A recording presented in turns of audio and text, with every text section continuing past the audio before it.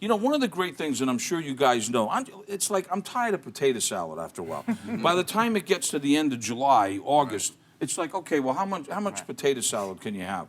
So, you know, we'll change it up a little bit. I'm going to show you a great potato. Let's do that first, okay? All right. First of all, what we're going to do, guys, we're going to start with red potatoes.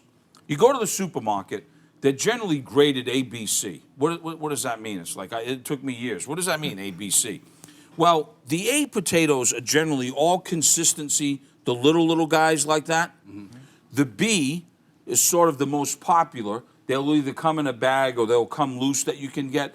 And then the C's are sort of those bigger red potatoes that you're usually going to cut. Great for potato salad. You want to do that. But for this particular dish, we're going to do a grilled smashed potato.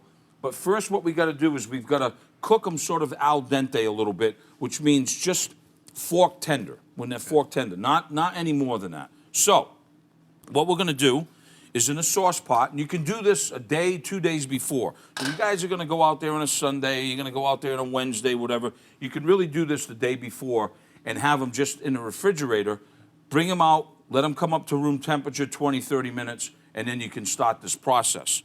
First thing you want to do is you want to salt the water. So if you're blanching any vegetable, let's say we had broccoli right now, broccoli rabe, let's say we had asparagus. Generally by adding salt to the water is going to bring out the natural colors, yet keep a lot of those nutrients inside of those vegetables. For this, I want the potatoes to have flavor. So what I'm going to do is I'm going to, away from me, I'm going to take the potatoes, put them inside the sauce pot, and then put the lid on them. After these potatoes get fork tender, now we've got to smash them, okay? So now I have these potatoes that I had, and you can see right here, I'm going to show you. I covered them so I got them steamed a little bit. They're perfectly, look at that, fork tender. But they're not too mushy. Right. They still got crunch to them. Gotcha. All right, so now what we're going to do is this. All right, you got a towel in front of you. You got a towel in front of you. You have one, you have one, you have one. So now here's the thing. I'm going to get one right here. Here's the thing. And you don't take your frustrations out because the dog just, did what on the floor there. So what we're going to do is we're just going to take the potato, fold it over. And then, guys, we just, with the palm of our hand, 1, 2, 3, smash. All right, see? Mine didn't smash so much. Yours is perfect. Yours, take it easy, Eric. All right, you're like me, you're almost there. So look, we just want to smash it a little bit so that it breaks it down. So we have them. Let's try it again, guys. Let me give you, look, here, put it on the platter. Put yours on the platter. Platter, platter, platter. What happened to this one? You must have got one of the props. You get 2. All right, so now what we're going to do, tater. I got one. Oh, that's perfect. That's perfect right there. All right, so that I got a perfect one there. That's perfect. On the platter, guys. All right, so now we've got a smashed potato. Let's go to the next step. You ready for this? Let's do it. Check this out. All right. We got to give them a little flavor besides salt and pepper, okay? Oh, by the way, they make great appetizers, too. Like, if you really want to get fancy, I mean like fancy, right? Rare, but I know we want to get fancy. We can always put a little sour cream and caviar. Wow, we wake up the neighborhood. Guacamole, pico de gallo goes on there. Your favorite spreads, maybe some hummus. Little garnishes like that as a little appetizer before the party starts outside. Sure. You'll blow them away. All right, what we're going to do is this.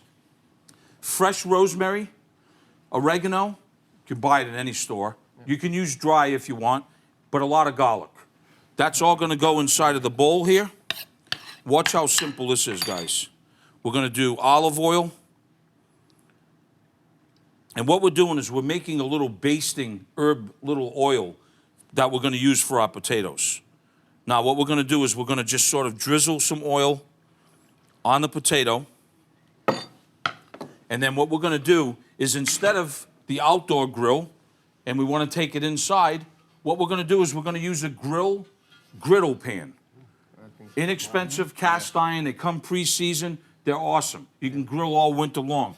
Maybe you'll save yourself a little. All right, so this goes on. I can do that indoors? Yeah, right, exactly. This goes on. We're going to turn the heat on and get it nice and hot. Hey, we're back at Emeril's table, and we are on fire right now, folks, let me tell you. Because today, with the help of my friends at the table, we're grilling one of my favorite recipes, which is grilled rack of lamb. Later on, we're going to make a herb pesto using a bunch of herbs. We'll talk about that later on. But right now, we're working on our grilled potatoes. One of you guys, I think it was Bill, asked a question about when comes the feta. Or was it you, Brian? It was me. It was you. Okay, Mike.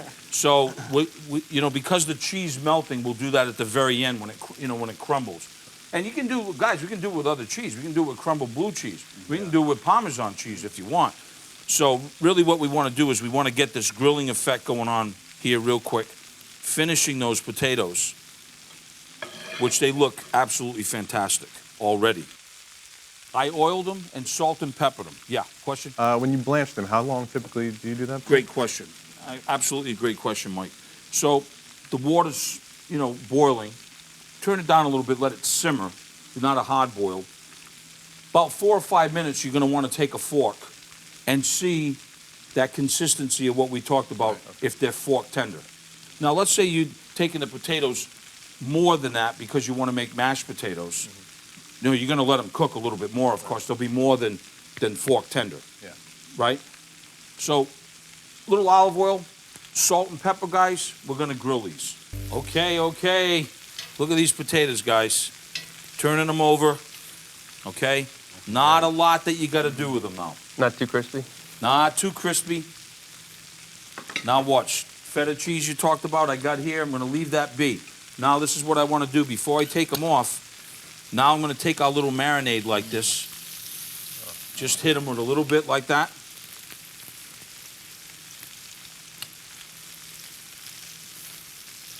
Wow. Yeah.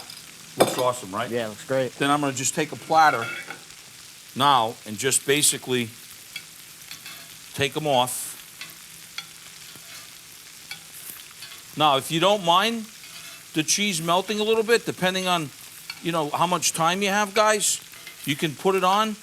Generally, what I do is I'll just wait until I'm going to serve it and then put the feta on, or the blue cheese, or whichever you like. You can put grated manchego if you want, whatever cheese turns you on. Would you? I know they're not potato skins, but would you make it like sometimes with melted cheddar or something like that? Or Yeah, does that kind of ruin right the whole now. thing? Now here's a trick. Put the oven on 200 degrees. Okay. Before we do that, look, we're gonna just take this herb, let them just sort of get happy together in here. Right? They're all happy right now. The oven's on 200 degrees. Hey, honey, keep an eye on them for me. I got to go tend the grill. Hey, welcome back. Check it out. Look at these grilled potatoes. Underneath is a bed of arugula that we just tossed with a little light lemon and olive oil, salt and pepper. We've got our awesome rack of lamb that we've grilled with that marinade. Got a little lemon on the side. And then, of course, our smashed potatoes with the feta, guys. Dig in. We've got our beautiful herb pesto. Now, you said something quite interesting during the break, that you have a child that has a nut allergy. Right. Guys, listen, let me tell you something. You're not alone. There's a lot of people that have those allergies out there, so leave the nuts out of it.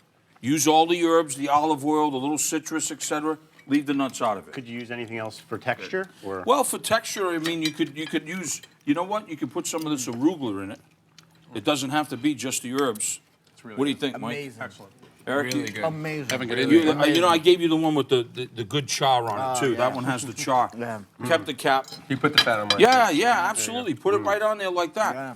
And you can see, it's like medium rare perfect right now. It's perfect. That's Hey, perfect. guys, I want to thank you for sharing the thrill of my grill.